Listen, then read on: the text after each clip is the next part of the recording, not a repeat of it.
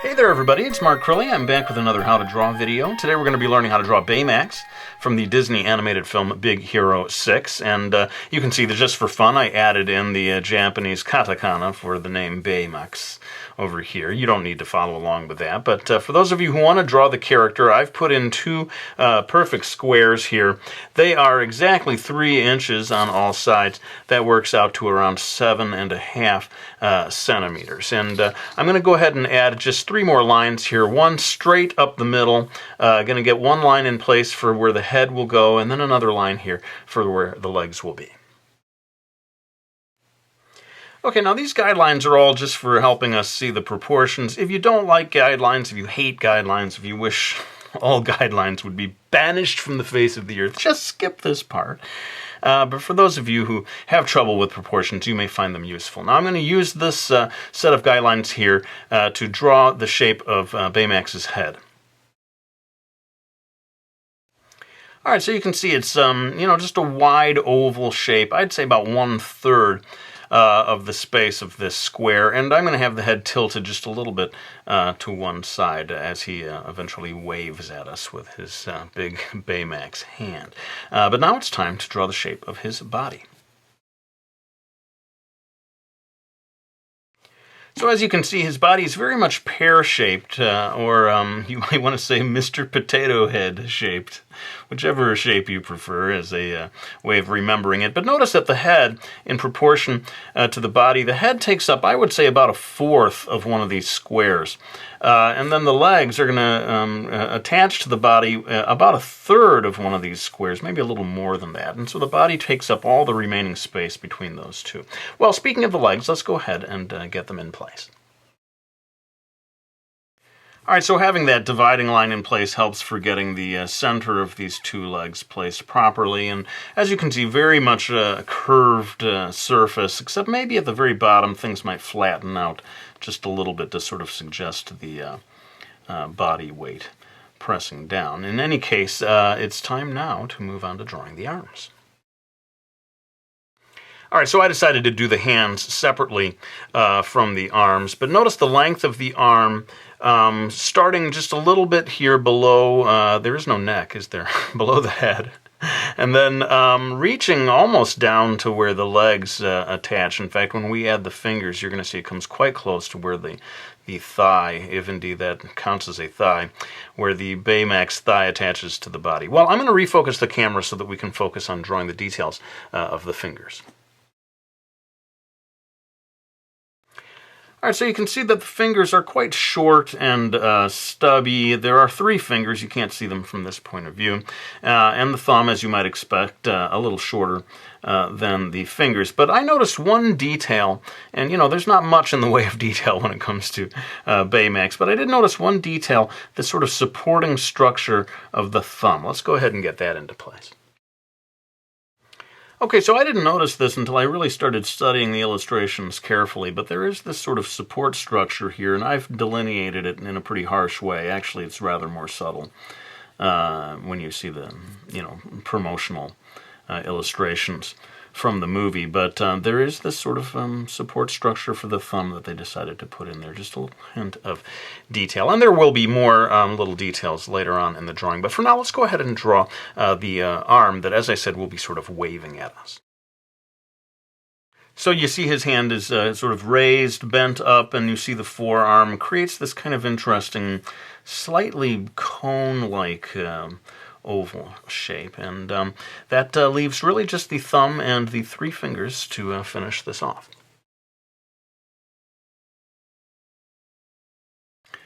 All right, so again you see that I've added in this little support structure. Again, it's going to be very faintly seen in reality, but I at least wanted to make it clear for those of you who are trying to follow along. I'm going to go ahead and erase some of the guidelines here. In fact, I should probably just erase all of the guidelines. Let's go ahead and do that, and then we'll come back and get into the details. All right, so we've erased the guidelines, and it's time to move on to the details. Well, of course, there's not much in the way of details for Baymax, but there are a few of them, and because there are so few, they take on added importance in terms of getting them right. So let's refocus the camera so as to draw Baymax's face.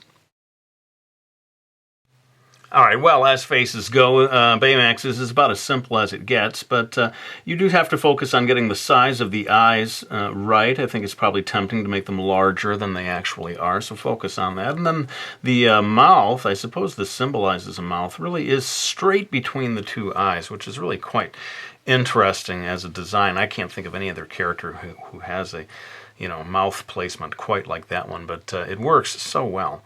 Those of you who have seen the movie, I'm sure you'll agree with me. It's just a real triumph of character design. Well, we have a couple of more things to do up here. One is to get his sort of access port in place, located, I'm sure not coincidentally, right where his heart should be. All right, well, I've delineated this a little more sharply than it appears in real life. In real life? Baymax exists in real life? Somebody call the news people. But one thing to notice that the doors have this unusual shape. The line begins kind of right in the middle, dividing the circle neatly in half, and then it goes up into what sort of looks like a chopped-off pyramid shape to me. Kind of cool. And you're going to see that echoed a little bit in pads down at the feet. In fact, speaking of these pads, let's go ahead and get some of them in place. Now, I noticed, and these have to be drawn really quite lightly, that there are a couple of, to my mind, slightly mysterious pads here on either side of the chest. These areas that the animators have come up with a very, very slightly different shade, kind of beige color, and if you saw him from the side with his arms raised up, I believe these would be sort of circular in the shape. From this point of view, you can't see very much of it. But then over here, just above where that line used to be that divided the two squares, is where you would want to put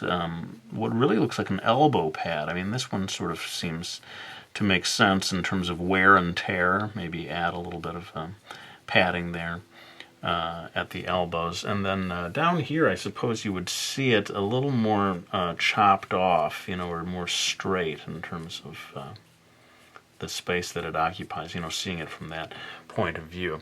And then there are a couple of more down at the legs, so let's refocus the camera to do that. All right, so down here on the legs, there are, I keep calling them pads. Forgive me if there's some other word for what these are, but this reminds me more of the sort of decorative ones that were up around the chest area. Again, interesting how subtle the change in coloring here is. It's like he's a white character with very slightly off-white decorative pads. And then down here, at the feet, this area to me sort of echoes the hatch, the doors there at his access port, or where you feed the chip in that has the potential to change his personality. But you see how it sort of goes up. It begins with a line that goes pretty straight across. And again, this is more like those elbow pads, so it sort of makes sense logistically, like you'd need a little extra protective covering there. Otherwise, it'll pop holes that he has to cover with cellophane tape. Even those of you who haven't seen the movie, maybe you saw the trailer. That really quite funny gag there about him needing to seal up the holes with cellophane tape. And that, my friends, is basically it in terms of drawing Baymax. Now, of course, a lot of it comes down to shading, and I'm going to be doing that right now. In fact, let's go ahead and just go straight into that, I suppose. The main thing to do is to pay attention to light source. I'm going to imagine that light is coming from the upper left, casting a shadow just a little bit over to the lower right. And so I'm going to begin very lightly to add a bit of shading here at the bottom of his ginormous belly. Clearly, I'm not going to be able to do this all real time, but let me just sort of point out how I'm holding my pencil very, very low to the paper, about as horizontal as I can get it to be, so as to expose quite a lot of the lead, the sort of side of the lead. I'm doing my best not to press down very hard. This is a Dixon Ticonderoga, sort of softer version of the pencil. I know there are harder versions than this, but this is the HB number 2 Dixon Ticonderoga. It's a good quality pencil. I don't think you have to run out and buy one. You know, just work with whatever pencil works best for you. But you can see me sort of patiently building up shading here. I think especially with this character, you don't want harsh, dark, bold shading. You're really looking for this very soft sort of marshmallowy effect. You may also want to go in and smear it around a little with your finger. I know some art teachers don't like students to use their fingers to smear graphite, and I'm sure they are justified in in that idea, but I have no problem with it. I feel like I've been doing it for years and it has served me well. So those of you who don't mind smearing things with your fingers, let us unite in common cause. There's nothing wrong with using your finger as a drawing tool. In any case, the main thing is, as I said, patience and trying your best to create a very gradual gradation, very gradual change of shading. And you know, basically that's going to be it. I'm going to go ahead and finish off the shading. I have done a lot of videos that end up being like 30-40 minutes long. I would love for this one to be shorter, and I think Baymax allows us to do that. So I'm going to go ahead and in time-lapse finish all the shading, and then maybe move on to a few final touches.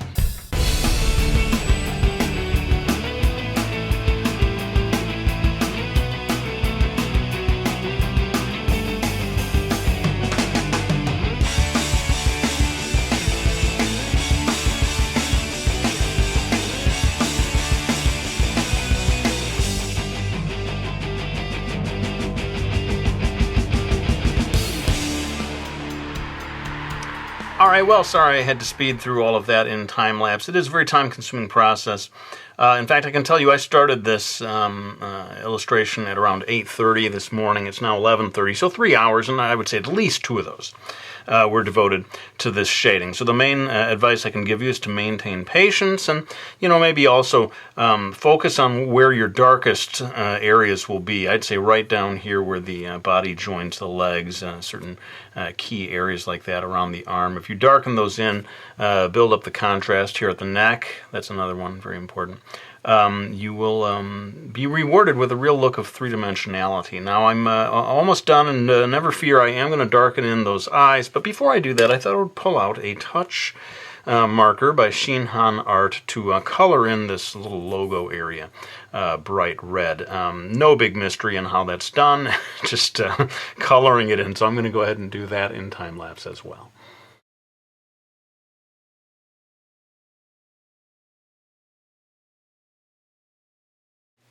Okay, well that takes care of the logo there, and so I can pull out my trusty black Prismacolor and darken in the eyes. This was an unusual project in that it really did not require much in the way of black Prismacolor. It's mostly, you know, most of these effects were achievable by way of just ordinary graphite pencil. So this should make it an interesting project in terms of people being able to follow along without really having any fancy drawing tools. In fact, I'd say you could do the whole thing in graphite if you wanted to. I'm just adding a little black here just because the character design does call for just a heightened level of black in just this one area. Although it does darken up, and I thought I would just point out you could add a little bit of darkness in certain areas, like near the arm, to intensify the shading effect. But otherwise, I think we are largely done at this stage. I'm going to go ahead and grab my books. Always like to thank anyone who has supported me by getting any of my books, like Brody's Ghost and Miki Falls, my 2 graphic novel series. The Brody's Ghost story now complete, all 6 books available. Mastering Manga and Mastering Manga 2, my How to Draw books, as well as just out, The Realism Challenge, my How to Draw book for people interested in hyper-realism. But it's probably time for me to pick up this pencil so that I can lay it down next to my good buddy Baymax. Thanks so much for watching this video. I hope you enjoyed it, and I'll be back with another one real soon.